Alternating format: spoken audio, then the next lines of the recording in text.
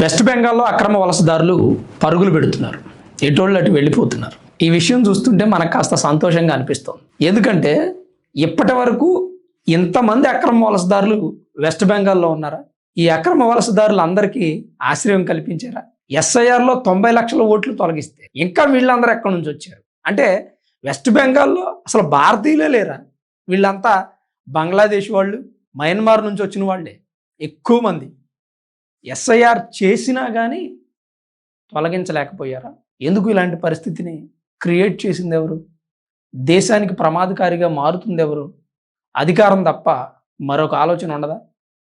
ఏ దేశం ఓడైనా సరే మన దేశం ఓడి మీకు ఓటేస్తే చాలా అంతకు దిగజారిపోయారా? మరి ఈ అక్రమ వలసదారులు అందరూ వెళ్ళిపోతున్నారు కదా, ఈ క్రెడిట్ బీజేపీ పార్టీది కాదు, ఓట్లు వేసినటువంటి ప్రజలది కూడా కాదు. నేను ఎందుకు అంటున్నానో వినండి ఈ మాట. ఈ క్రెడిట్ మమతా బెనర్జీది. ఎందుకంటే ఆమె ఉన్నంతసేపు సేఫ్గా ఉన్నారు కాబట్టి బెంగాల్లో ఉన్నారు. ఇప్పుడు ఆమె అధికారం నుంచి దిగిపోయారు కాబట్టి వాళ్ళకి థ్రెట్ ఉందని అక్కడి నుంచి వెళ్ళిపోతున్నారు. అప్పుడు ఆ క్రెడిట్ ఎవరిది? ఆమె కదా వాళ్ళ నుంచింది. ఇప్పుడు ఆమె వల్లే వాళ్ళు వెళ్ళిపోతున్నారు. ఆ క్రెడిట్ ఆమెదే. బీజేపీ పార్టీ అధికారంలోకి వస్తే అక్రమ వలసదారులను తరిమేస్తానని చెప్పింది. ఒక్కడు కూడా విదేశీయుడు ఇక్కడ ఉండడానికి వీల్లేదు. అంటే కొంతమంది వేరేలాగా మాట్లాడతారు, అపరమేధావులు ఉంటారు. వీసా పాస్పోర్ట్లు అన్ని అనుమతులతో మన దేశంలో ఉండే వ్యక్తులను ఉండనివ్వరా అంటారు. వాళ్ళకి ఇబ్బంది లేదు, వాళ్ళు ఉండొచ్చు. కానీ అక్రమంగా మన దేశంలోకి చొరబడి ఆధార్ కార్డు, పాన్ కార్డులు దొంగవి సంపాదించి టీఎంసీ పార్టీకి ఓటేస్తూ ఇక్కడే స్థిరపడిపోయినటువంటి రోహింగ్యాస్ పరిస్థితి ఏంటి? ఆ రోహింగ్యాలని ఎవరు తరిమి కొడతారు? ఈరోజు బీజేపీ పార్టీ అధికారంలోకి వచ్చింది కాబట్టి బెంగాల్లో వాళ్ళంతా దారి పట్టారు. లేదంటే ఎంతకాలం ఈ దేశంలో ఉండి ఈ దేశ సంపదని వాళ్ళు అనుభవిస్తారు? ఈ దేశంలో పన్నులు కడుతుంది మనం, కష్టపడి పనిచేస్తుంది మనం, స్వతంత్రం కోసం పోరాడింది మనం, మన హక్కులను సాధించుకుంది మనం, రాజ్యాంగం ప్రకారం మనం అనుభవించాల్సినటువంటి ప్రతి హక్కుని వాళ్ళు కూడా అనుభవిస్తున్నారు. భారతీయులకి బంగ్లాదేశీయులకి తేడా ఏముందండి? నాకు అర్థం కాదు. అలా వాళ్ళకి హక్కు కల్పించింది ఎవరు? మమతా బెనర్జీ లాంటి వ్యక్తులు. ఈరోజు టీఎంసీ పార్టీ నేతలపై దాడులు జరుగుతున్నాయని వార్తలు వస్తున్నాయి. చాలామంది టీఎంసీ పార్టీని సపోర్ట్ చేస్తూ కామెంట్స్ పెడుతున్నారు, నేను చూశాను. దేనికండి? టీఎంసీ పార్టీ వాళ్ళు ఎన్ని అరాచకాలు చేస్తే ప్రజలు విసిగి వేసారిపోయి వాళ్ళ బాధ భరించలేక ఇళ్ల నుంచి బయటికి కూడా రాలేదు. ఈరోజు ప్రజలకు స్వేచ్ఛ వచ్చింది. అందుకే వాళ్ళని బాధలు పెట్టినటువంటి నేతలపై ప్రజలు దాడి చేస్తున్నారు. ఈరోజు మమతా బెనర్జీ ఇంటి ముందుకు వెళ్ళి జై శ్రీరామ్ అని హిందువులు అరుస్తున్నారంటే దానికి కారణం మాకు స్వేచ్ఛ వచ్చింది అని చెప్తున్నారు. ఆమె ప్రభుత్వం ఉన్నన్ని రోజులు జై శ్రీరామ్ అని హిందువులు అనలేని పరిస్థితి. అలాంటి ఒక దీనస్థితిని తీసుకొచ్చింది ఎవరు? మీరే. చేతులారా మీ పతనాన్ని మీరే కొనుక్కున్నారు. భస్మాసురుడు ఎలా అయితే తన నెత్తిన చేయి పెట్టుకొని భస్మైపోయాడో మీరు అలా మీ పతనాన్ని కొని తెచ్చుకున్నారు. బెంగాల్లో ఉన్నటువంటి ప్రజలను మెప్పించలేనటువంటి పదవి ఒక పదవ. మీరు బెంగాల్లో స్థానికంగా ఉన్నటువంటి భారతీయులను మెప్పించలేకపోయి బంగ్లాదేశ్ నుంచి చొరబాటుదారులను పిలిపించి వాళ్ళ మెప్పు ద్వారా, వాళ్ళ ఓట్ల ద్వారా మీరు గెలిచారు. ఇందులో ఏమన్నా సందేహం ఉందా? నా మాట ఎవరైనా కాదంటారా? బెంగాల్లో ఉన్నటువంటి ఓటర్లంతా కూడా టీఎంసీ పార్టీకి ఓటేశారని మీరు అనుకుంటున్నారా?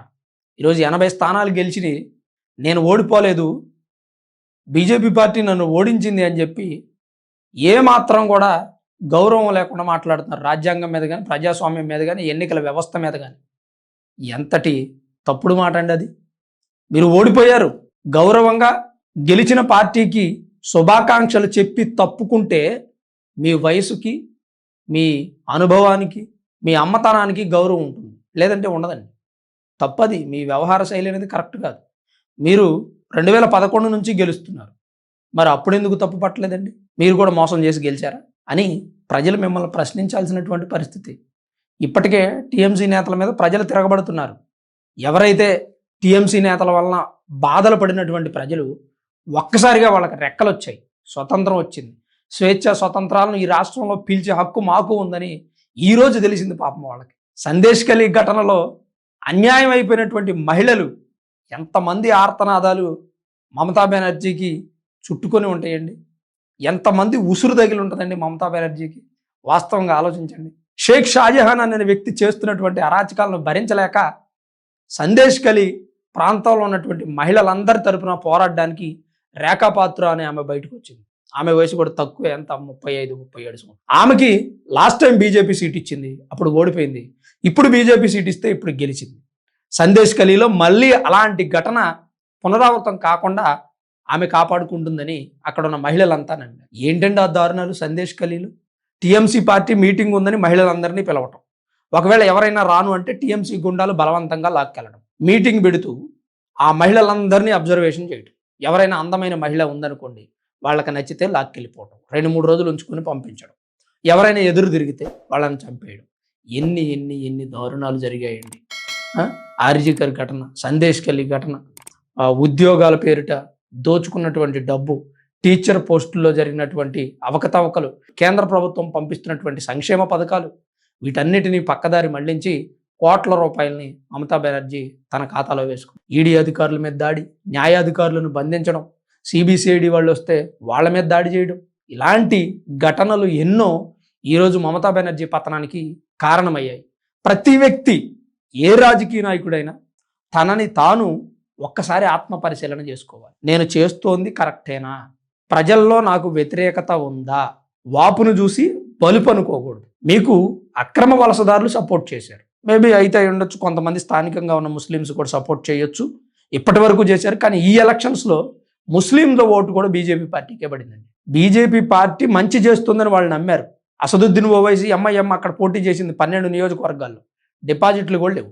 బీహార్లో 5 స్థానాలు గెలవగానే రెచ్చిపోయారు ఎంఐఎం, మేమే భారతదేశం అంతా పరిపాలించేస్తాం, మార్పు వచ్చేసింది ప్రజల్లో, మాకు ఓటేస్తున్నారు, రేపొద్దున మేము దేశాన్ని పరిపాలిస్తాం, పిఎం అయినా ఆశ్చర్యం లేదని చెప్పి బాగా హడావుడి చేశారు. ఇది బీహార్లో 5 స్థానాలు గెలిస్తే, ఈసారి డిపాజిట్లు కూడా లేవు, 12 స్థానాల్లో పోటీ చేశారు. అంటే వీళ్ళ ఎజెండా మొత్తం ఒకటే, పేర్లు మార్పు, టీఎంసీ, ఎంఐఎం, కాంగ్రెస్, ఆమ్ ఆద్మీ, సమాజ్వాదీ, ఇట్లా రకరకాల డిఫరెంట్ నేమ్స్తో ఉంటారు. సందర్భం వచ్చినప్పుడు అందరూ కలిసి. వీళ్ళ నినాదం ఏంటంటే హిందువులు ఈ దేశంలో ఉండకూడదు, వీళ్ళ సిద్ధాంతం ఏంటంటే సనాతన ధర్మాన్ని నాశనం చేయాలి. వాళ్ళలో డిఎంకే పార్టీ కూడా కలిసిపోయింది. ఈసారి డిఎంకే పార్టీ కూడా మట్టి కొట్టుకుపోయింది, హిందువులకి అన్యాయం చేసింది, మట్టి కొట్టుకుపోయింది. కొంతమంది ఏమంటారంటే విజయ్ జోసెఫ్ గెలిచాడుగా, ఆయన హిందూ కాదుగా అంటారు. హిందూ కాకపోయినా ఆయనకి హిందువుల్లో కొంత సింపతి వర్కౌట్ అయింది. వాళ్ళ అమ్మగారు బ్రాహ్మణ అవడం, వాళ్ళ నాన్నగారు వాళ్ళేరంట. అదే మనం కమ్యూనిటీ గురించి మాట్లాడకూడదు, ఎక్కువ డిస్కషన్ చేయను, అది నా సిద్ధాంతం కూడా కాదు, ఎవరి కమ్యూనిటీ ఏదైనా సరే. కాకపోతే ఎలక్షన్స్లో కొంత కమ్యూనిటీ ప్రభావం ఉంటుంది కాబట్టి నేను చెప్పక తప్పట్లేదు, క్షమించండి. అదొకటి. అతను ఒక మతానికి, ఒక కులానికి సంబంధించినటువంటి వ్యక్తి కాదు విజయ్ దళపతి, అందుకని హిందువులు కూడా ఓట్లేశారు. అలానే కొంతమంది హిందువులు ఎన్డీఏ కూటమికి ఓట్లేశారు, అన్నాడీఎంకే ఎన్డీఏ కలిసి పోటీ చేశారు కదా, వాళ్ళకి ఓట్లేశారు. ఇలా హిందువుల ప్రభావం ఈ ఎలక్షన్స్లో బాగా ఉంది.